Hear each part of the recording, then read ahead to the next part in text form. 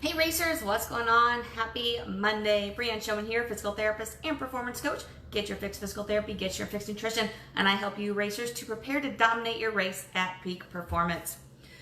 First and foremost, I know a lot of you raced this weekend. Awesome job to all of you if you got out there.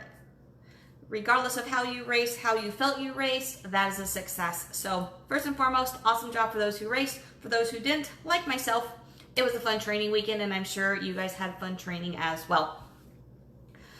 What I want to share with you guys today and just kind of get everyone's feedback on, just because I'm really curious, is what do you use for your fuel source when you are racing? So whether it's a sprint, a super, a beast, an ultra, for doing half marathon, whatever distance you're running, what do you use for your fuel sources? Because I know there's a lot of different things thrown out there all the time in these different Facebook groups and different conversations as far as what works best for each person and giving those recommendations to other people. And first and foremost, I just wanted to say, you need to do what works for your body. So just because you get all these ideas thrown out at you, if you ask for these questions, it doesn't mean it's going to work for you. It may not digest well with you. It may not settle well with you. It may just give you some issues. It may just not be a good fuel for you. So first and foremost, you need to know what works with your body before asking all these questions to other people on what they use for fuel. So with that said, I do not follow the typical of what other people do for fuel sources.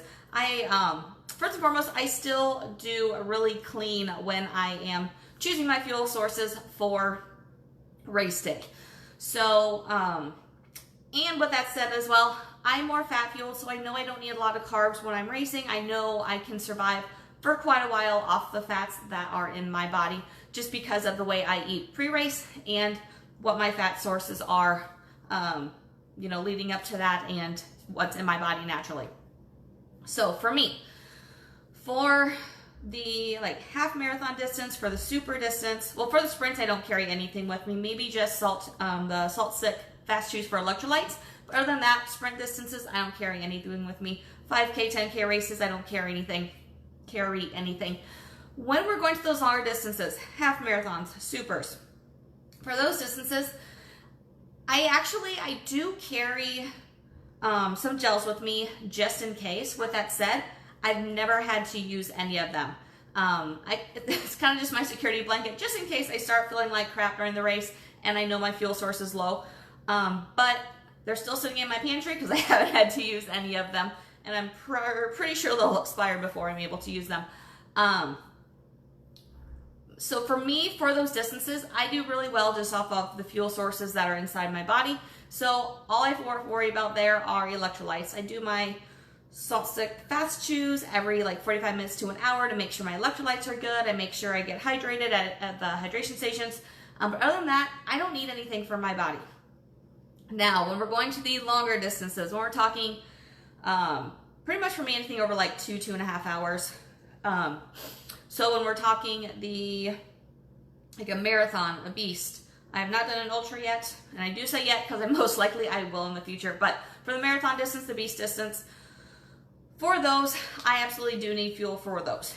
Once again, I carry gels with me just in case, but very rarely do I actually use them because I still tend to veer towards more of the one, natural products, not processed things, and two, more of the fat fuel sources with some carbs in them. So for me, it's finding those things that won't fully dehydrate me, but can also fuel me. And I am one that the half distance, I actually don't need to stop other than, actually, let me phrase that. I don't need to stop during that distance for the purpose of walking to rest for the half marathon, but I'm not good at drinking and running at the same time. I tend to inhale it and it does not go well, so I do walk through those stations. So when we're talking the longer distances as well, I will stop to actually get food, get some fuel in me if I'm doing more than just gels. So nuts work really well for me just because it is fat, it's some carbs in it, so that tends to work really well.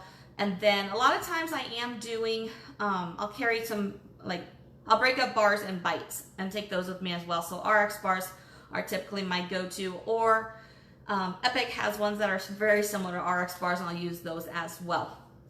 But that's kind of what I tend to go to. RX bars, or the bars, do have some carbs in them, but they also are good fats because of the nuts in them.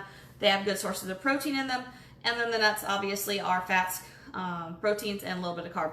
But that's typically what I use for my fuel. Nothing crazy. Like I said, I have not done an ultra distance, so for that distance, I haven't had to figure out what works well for me. But for anything marathon and beast distance and under, that's my go-to. That's my story. So I would love to hear what you guys use, whether it's, I don't care what it is, no judgment. I'm just curious what different people use and your why behind why you use that. So that's the biggest thing, the why. Why do you use those fuels that you use to get through those races? So share with me. Let me know your what you use for fuel, and let's start a conversation. Have an awesome Monday, guys, and I'll talk to you later. Thanks for hopping on and watching, everybody. Bye.